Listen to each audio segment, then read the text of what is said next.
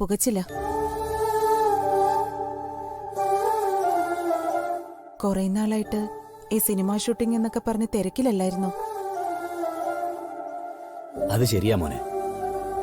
ഈ തിരക്കുകൾ കൂടുമ്പോ ഒരു പ്രശ്നമുണ്ട്.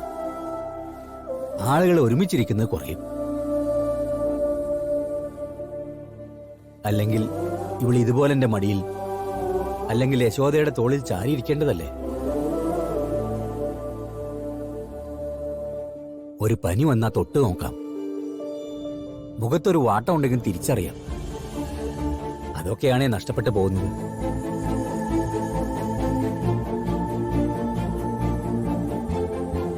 അച്ഛൻ കടിമംഗലത്തേക്ക് വരണോ മോന്റെ കൂടെ?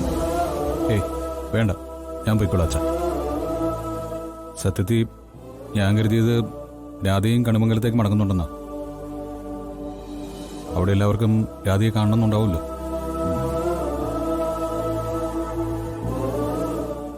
രക്ഷപ്പെട്ട കാര്യം അവിടെ അറിഞ്ഞിട്ടുണ്ടല്ലോ, അത് മതി.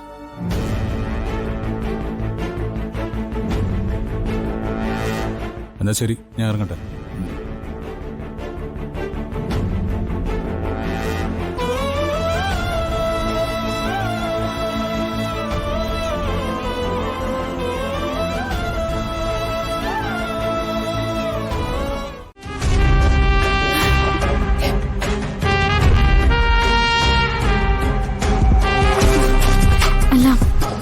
ഞാൻ പോകുന്നില്ല. ഞാൻ ഇവിടെ തന്നെ നിന്നോളാം അച്ഛാ. ഇപ്പൊ മോള് ചെല്ല്. എന്നിട്ട് 1-2 ദിവസം കഴിഞ്ഞിട്ട് മോളിങ്ങ് പോന്നോ? എല്ലാവർക്കും സന്തോഷാവട്ടെ. സമ്മതിക്ക് ചേച്ചി.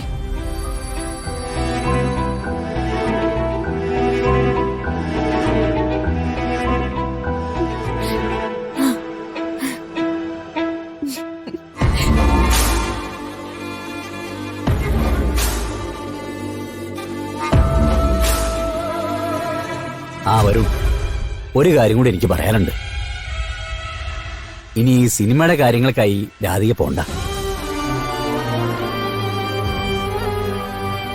എല്ലാരും കൂടി നിർബന്ധിച്ചുകൊണ്ട് ഞാൻ പാതി മനസ്സോടെ അന്ന് സമ്മതിച്ചെന്നേ ഉള്ളൂ. അത് ഞാൻ സംസാരിച്ചോളാം. അതിനു മുമ്പ് അവരുടെ ഭാഗം കൂടി ഒന്ന് കേൾക്കണമല്ലോ. പ്രിയമോളെ, മോളുടെ മനസ്സിലും സിനിമാ ഷൂട്ടിംഗ് എന്നുള്ള മോഹം ഉണ്ടല്ലോ, അതങ്ങ് മറന്നേക്കണം. നമുക്കതൊന്നും ചേരില്ലെന്നേ. ശരി അച്ഛാ, ഞാൻ സമ്മതിച്ചു. എന്നാ പിന്നെ നിങ്ങളെ അറിയിക്കും. ശരി മോളെ. ശരി അച്ഛാ.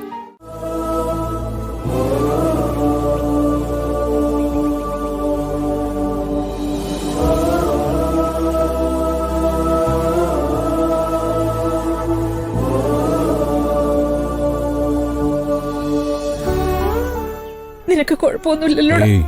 എന്താ മേഡം, ഞാൻ ചിലപ്പോ സ്ഥലമൊന്നും പറയാതെ 1-2 ദിവസം ഇവിടുന്ന് മുങ്ങാറുള്ളതല്ലേ. ആ കൂട്ടത്തിലങ്ങ് കൂട്ടിയാ പോരായിരുന്നോ? അങ്ങനെയാണോ ഇത്? ആ സ്ഥലത്തുണ്ടായിരുന്നവരും അന്വേഷിക്കുന്നവരും തിരിച്ചു കിട്ടുമെന്നൊരു വാക്കുപോലും പറഞ്ഞില്ല.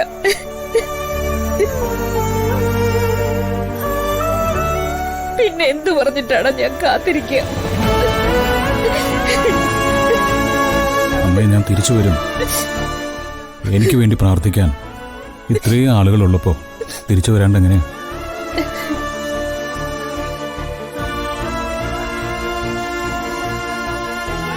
ആരാ എന്റെ ഒപ്പം ഉണ്ടായിരുന്നത്?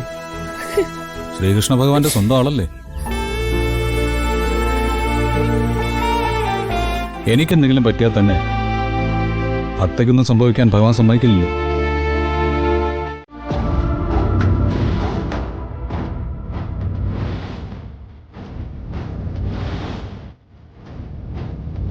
ഏട്ടത്തി എന്താ അങ്ങോട്ട് വരാതിരുന്നേ?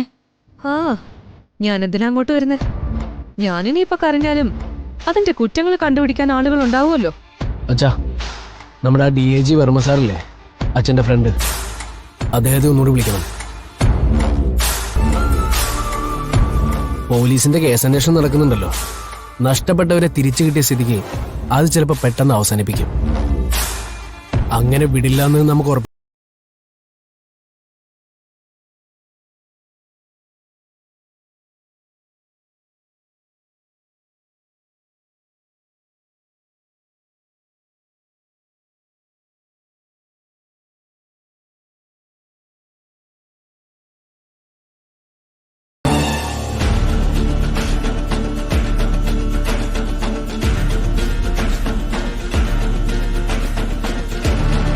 അല്ല വരുൺ, ഉത്തരവാദികള് ആ ഷൂട്ടിംഗ് സ്ഥലത്ത് തന്നെ ഉണ്ടായിരുന്നില്ലേ?